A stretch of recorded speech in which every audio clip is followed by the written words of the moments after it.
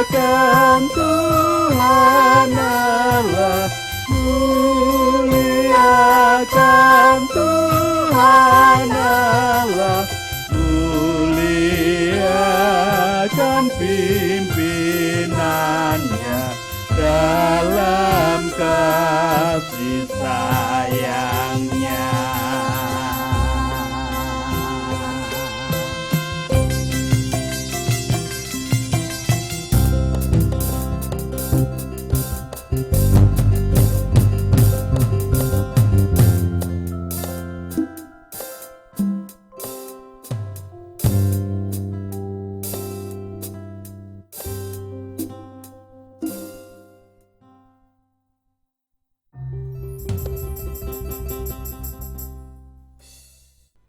Semangat pagi, selamat bertemu kembali di hari Sabtu 23 Oktober 2021.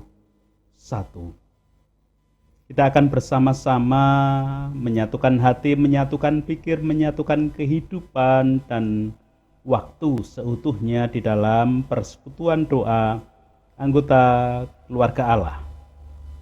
Terlebih dahulu kita memulai dengan pengakuan. Pertolongan kita hanya berasal dari Allah yang telah menciptakan langit bumi beserta segala isinya.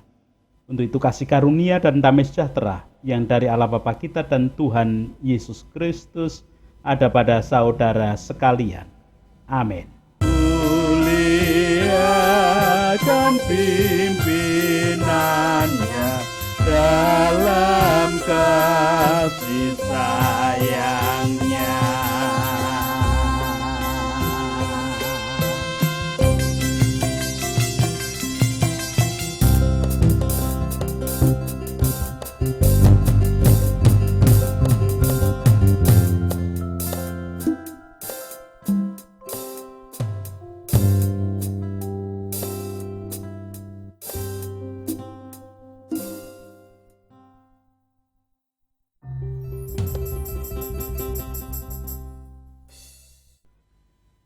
Anggota keluarga Allah, perenungan Sabda hari ini menggunakan tema dan judul tugas manusia merasakan karya Tuhan berupa uwur, tutur, dan sembur. Ungkapan Jawa yang digunakan pada judul dan tema perenungan Sabda di depan tadi, uwur, tutur, dan sembur. Pada kebiasaan Jawa, orang tua mempunyai tanggung jawab kepada anaknya memberi uwur, tutur, dan sembur. Hal itu harus diberikan sejak kecil, bahkan sejak dalam kandungan. Yang pertama, uwur berkenaan dengan tindakan menabur, memberi bekal.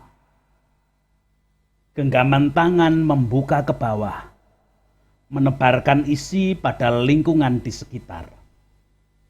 Persyaratan dasarnya adalah genggaman yang berisi, bersedia membuka, dan hukum alam gravitasi akan menebarkan ke bawah. Dorongan angin akan memperluas sebaran dengan radius yang lebih lebar. Lalu, apakah isi dari genggaman yang ditebar? Secara umum dimaknai sebagai harta benda. Namun demikian, pengetahuan, keterampilan, informasi maupun sukacita juga menjadi bagian dari budaya uwur. Yang kedua, tutur. Tutur lekat dengan kata-kata ataupun nasihat. Sesepuh mengatakan seandainya tidak mampu uwur, ya setidaknya tutur. Secara sederhana, tutur berkenaan dengan sajian lisan yang diucapkan, juga verbal tulisan. tutur yang mengandung alternatif, pemecahan masalah, tutur yang solutif. Itu jika meminjam istilah Butejo dari film Tilik. Energi tutur melibatkan gerakan lidah dan bibir. Jikalau pada zaman gadget, zaman sekarang, energi tutur juga melibatkan sentuhan jemari pada papan kunci. Energi yang sesungguhnya berasal dari olah pikir dan olah rasa. Menyatunya antara kata ucap dan kata tindak. Energi tutur yang sangat positif berasal dari keteladanan sang penutur. Ibaratnya sang penutur adalah surat terbuka. Yang ketiga, yang terakhir adalah sembur. Sembur mewakili rasa, kata berkat, dan lantunan doa. Kembali meminjam kata bijak sesepuh. Apabila tangan tak mampu memberi uwur, mulut tak sampai katakan tutur, bukankah hati masih mampu mendaras sembur?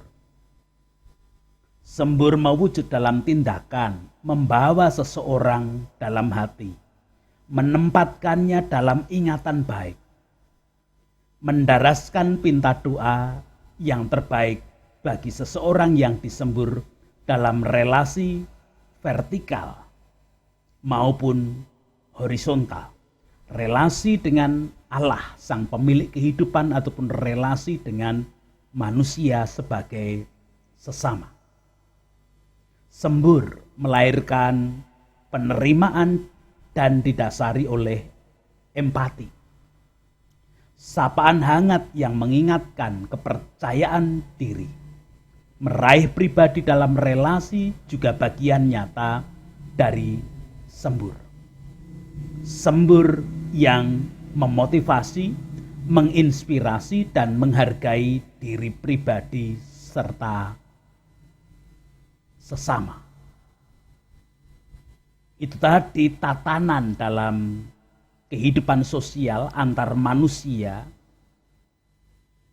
pada kebudayaan Jawa. Anggota keluarga Allah, manusia menjalani hidup di tengah dunia pasti juga membutuhkan uwur, tutur, dan sembur yang dari Tuhan. Hal demikian tak luput juga kita sebagai pengikut Yesus Kristus, sebagai orang percaya yang sudah dijadikan anggota keluarga Allah.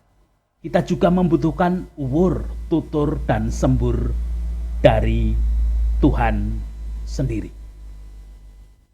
Namun sebenarnya tugas kita, tugas manusia secara umum sebenarnya hanya merasakan bahwa Tuhan sebenarnya telah berkarya dengan uwur, tutur, dan semburnya. Anggota keluarga Allah hal demikian pada bagian Alkitab juga diberikan kesaksian. Hari ini kita akan mencoba membaca dan merasa-rasakan bacaan Injil.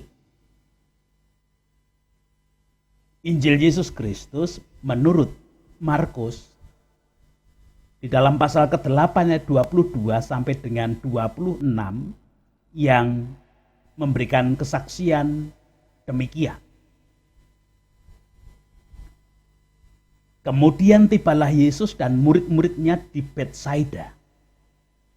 Di situ orang membawa kepada Yesus seorang buta dan mereka memohon kepadanya supaya ia menjamah dia. Yesus memegang tangan orang buta itu dan membawa dia keluar kampung. Lalu ia meludahi mata orang itu dan meletakkan tangannya atasnya dan bertanya, "Sudahkah kau lihat sesuatu?" Orang itu memandang ke depan lalu berkata, "Aku melihat orang, sebab melihat mereka berjalan-jalan, tetapi tampaknya seperti pohon-pohon." Yesus meletakkan lagi tangannya pada mata orang itu, maka orang itu sungguh-sungguh melihat dan telah sembuh, sehingga ia dapat melihat segala sesuatu dengan jelas. Sesudah itu Yesus menyuruh dia pulang ke rumahnya dan berkata, "Jangan masuk ke kampung." Demikian kesaksian Injil Markus 8 ayat 22 sampai dengan 26.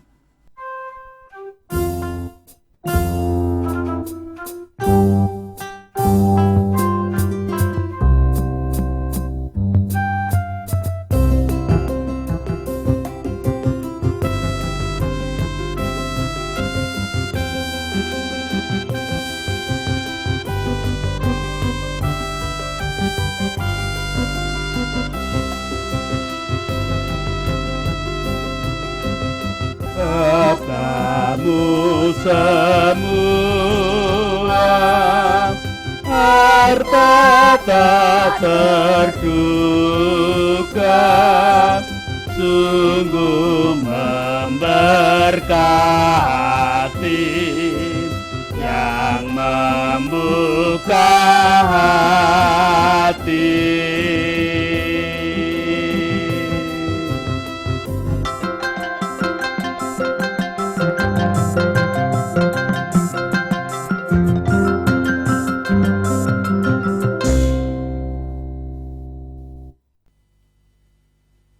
Anggota keluarga Allah, bacaan Injil hari ini memberikan kesaksian tentang orang buta yang disembuhkan Yesus di Betsaida. Memang ada orang yang membawanya menghadap Yesus dan kemudian yang membawa tadi memohonkan berkat agar Yesus menjamah orang buta tadi. Ini suatu pertanda bahwa orang buta itu sebenarnya benar-benar tidak tahu apa-apa. Secara fisik tidak bisa melihat sosok Yesus. Secara batin ataupun secara insting tidak tahu bahwa Yesus punya kuasa untuk menyembuhkannya, untuk bisa membuatnya melihat. Orang yang membawanya menghadap Yesuslah yang mengetahui, setidaknya pernah mendengar tentang kuasa Yesus di dalam bermujizat. Bukankah jikalau kita tarik dalam kehidupan nyata, bahwa di dunia ini banyak orang buta yang sedemikian. Banyak orang yang hanya mengakui ada kuasa yang lebih, yaitu kuasa Tuhan. Namun karena buta, karena tidak tahu apa-apa, maka kalau tidak ada yang menuntun untuk menghadap kepadanya juga tidak bisa menghadap. Apalagi bisa memohon berkat kepada Tuhan. Menghadap saja tidak, apalagi memohon berkat-Nya. Padahal sebenarnya tugas manusia di dalam kehidupan ketika diciptakan oleh Tuhan Allah sendiri adalah hanya merasakan saja. Karena sebenarnya Tuhan pasti berkarya di dalam uwur, tutur, dan sembur. Anggota keluarga Allah, pada bacaan Injil tadi jelas bahwa uwur yang diberikan Yesus berupa pemulihan, penyembuhan dari kondisi buta yang semula tidak bisa melihat menjadi melihat dengan jelas. Namun demikian, dalam merasakan uwur atau merasakan berkat Tuhan itu harus melalui tahapan-tahapan. Tidak bisa sekali memohon langsung bisa melek dan bisa melihat secara normal seperti umumnya orang lain yang tidak buta. Ada tahapan yang pertama di mana si buta tadi harus mau dibawa keluar dari kampung. Saya memaknai hal ini sebagai ajakan Yesus untuk mengambil keputusan secara pribadi ketika menghadap Tuhan. Di kampung biasanya banyak sekali ditemukan tutur atau omongan manusia. Anggota keluarga Allah, saya dan istri pernah punya pengalaman ketika 5 tahun setelah pernikahan dan belum diberi momongan. Selama 5 tahun menantikan berkat momongan itu karena kebetulan hidup di kampung, di desa. Orang yang satu bertutur, "Mbok dibawa ke dokter A, pasti cespleng." Orang lain bertutur, "Dibawa saja ke Mbah Dukun Anu. Keponakan saya berhasil kok mempunyai momongan." Orang yang lain lagi mengatakan, "Itu loh, di tempat dokter B banyak yang cocok dan terus berhasil mempunyai momongan." Tentu itu hanya bagian 3 tutur tadi.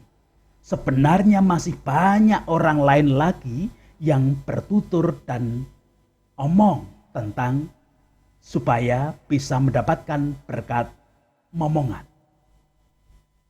Anggota keluarga Allah mengharap berkat Tuhan memang harus mempercayai kuasanya. Percaya kepada Tuhan merupakan keputusan pribadi, bukan omongan banyak orang seperti yang terjadi di kampung. Itu tahapan yang pertama, harus mau dibawa keluar dari kampung. Tahapan kedua, anggota keluarga Allah, orang buta tadi berikutnya harus meyakini Tuhan mempunyai kuasa untuk memberi berkat dan kemudian harus mau mengikuti arahan atau tutur yang diberikan oleh Yesus secara sabar. Merasakan berkat secara sabar. Coba kita bayangkan, apa jadinya kalau orang buta di dalam bacaan Injil tadi marah ketika diludahi oleh Yesus? Bukankah Yesus memberikan proses penyembuhan dari buta tadi dengan meludahi dan kemudian meletakkan tangannya di mata si buta tadi? Apalagi kalau kita membayangkan zaman sekarang, katanya corona itu menular lewat droplet, lewat air liur. Apalagi ini memang sengaja diludahi oleh Yesus. Jangan-jangan kena corona. Namun bersyukur si buta tadi tetap menerima dan mengikuti tutur Yesus saat ditanya, "Sudahkah kau lihat sesuatu?" Kita juga bisa membayangkan apa jadinya ketika Yesus bertanya, "Sudahkah kau lihat sesuatu?" Nyatanya si buta tadi hanya ngomong, "Saya melihat seperti orang karena berjalan-jalan, namun kok seperti pohon." Belum secara normal bisa melihat, hanya baru melihat bayangan orang seperti pohon. Dan bersyukur lagi si buta tadi tetap bersabar dan mengikuti arahan atau tutur yang diberikan oleh Yesus. Anggota keluarga Allah, tentu pada tutur yang disampaikan Yesus, di dalamnya pasti ada sembur, ada kalimat berkat yang dirasakan oleh si buta. Hingga pada akhirnya si buta sungguh-sungguh melihat dan telah sembuh, sehingga ia dapat melihat segala sesuatu dengan jelas. Itu yang disaksikan di dalam ayat ke-25. Si buta menjadi bisa melihat dengan jelas. Anggota keluarga Allah, masih ada satu hal lagi yang harus diperhatikan tahapan berikutnya ketika si buta tadi telah sembuh. Yesus masih memberikan tuturnya. Setelah Yesus menyuruh orang buta yang sudah sembuh tadi pulang, Yesus memberikan tutur pada bagian akhir ayat 26 demikian. Jangan masuk ke kampung. Saya memaknai seperti di depan tadi, bahwa merasakan berkat Tuhan berupa kesembuhan. Orang tersebut harus menyatakan imannya secara pribadi. Jangan sampai kemudian digoyahkan, apalagi kalau hanya bersikap ela-elu dengan tutur atau omongan banyak orang di kampung. Keyakinan iman, setelah mengalami dan merasakan secara pribadi, setelah bergumul secara pribadi dengan Tuhan dan kemudian merasakan berkat Tuhan, harus dinyatakan, dipersaksikan, diekspresikan sebagai tanggung jawab pribadi juga. Anggota keluarga Allah, tentu kita sebagai orang yang percaya kepada Tuhan Yesus Kristus, sebagai anggota keluarga Allah, posisi kita lebih berbahagia. Mengapa? Karena kita tentu lebih dari orang buta yang disembuhkan tadi. Orang buta tadi sebelumnya sama sekali tidak mengenal Yesus, tidak melihat Yesus, bahkan harus dibawa orang lain untuk menghadap kepada Yesus, dan kemudian hanya ngikuti saja apa yang dikatakan Yesus. Kita sudah mengenal, kita sudah mengalami sosok pribadi Yesus, sang penyelamat, sang penolong bagi kehidupan kita. Tentu kita juga meyakini bahwa Tuhan selalu berkarya dalam uwur, tutur, dan semburnya. Setidaknya melalui perenungan sabda setiap hari yang kita terima, kita menerima uwur, tutur, dan sembur yang dari Tuhan. Tuhan tidak pernah berhenti berkarya di dalam tutur, uwur, dan semburnya. Untuk itu marilah kita semakin mewujudkan iman sebagai kesaksian bahwa setiap pribadi kita selalu menerima uwur, tutur, dan sembur yang dari Tuhan. Kita ekspresikan iman sukacita kita karena berkat-berkat Tuhan saja. Tuhan memberkati kepada setiap anggota keluarga Allah. Amin. Tolong agar kami rajin mendalami, lalu melakukan sabda-Mu ya Tuhan.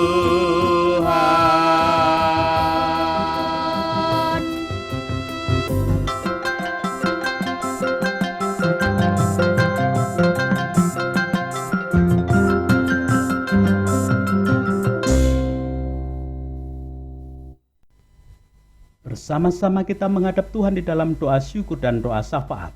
Saya hantarkan.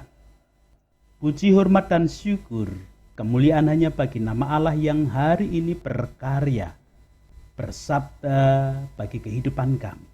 Dan di dalam sabda-Mu Engkau selalu memberikan berkat, Engkau selalu memberikan uwur. Engkau selalu memberikan tutur nasihat, dan Engkau selalu memberikan sembur, kata-kata berkat yang indah bagi kami. Sehingga tatkala kami mengalaminya dengan sungguh, seperti orang buta yang disembuhkan, kami mempunyai tanggung jawab untuk memberikan kesaksian di dalam kehidupan dunia secara pribadi. Kami harus mengekspresikan keyakinan iman kami sebagai sukacita karena berkat Tuhan. Bukan berdasarkan omongan banyak orang, bukan berdasarkan pengaruh orang lain yang memberikannya kepada kami. Ya Allah, kehidupan apapun aktivitas kami hari ini sepenuhnya kami haturkan karena kami adalah anggota keluarga Allah yang merasa berbahagia menerima sabdamu. Bahkan tatkala di antara kami ada yang merasakan kelemahan ragawi pun kami tetap mengandalkan Tuhan. Ketika kami menerima uwur tutur sembur yang dari Tuhan menjadi berkat tersendiri. Ekspresi iman kami ketika ada kelemahan ragawi, kami tetap mewujudkan iman dengan sungguh.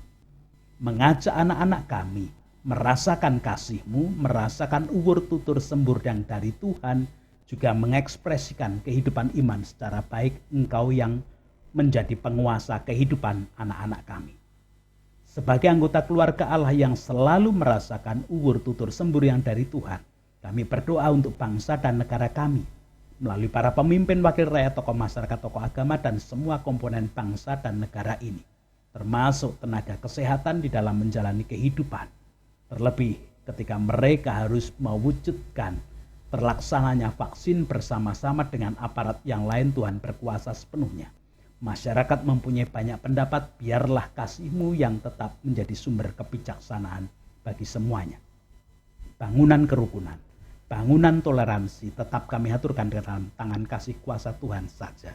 Karena kami yakin akan kuat kuasa Tuhan. Itu doa kami. Ampuni Tuhan dosa dan kesalahan kami. Memohonkan ampun dosa kesalahan para pemimpin, wakil rakyat, tokoh masyarakat, tokoh agama, dan semua komponen bangsa dan negara ini. Dalam Kristus kami berdoa. Amin.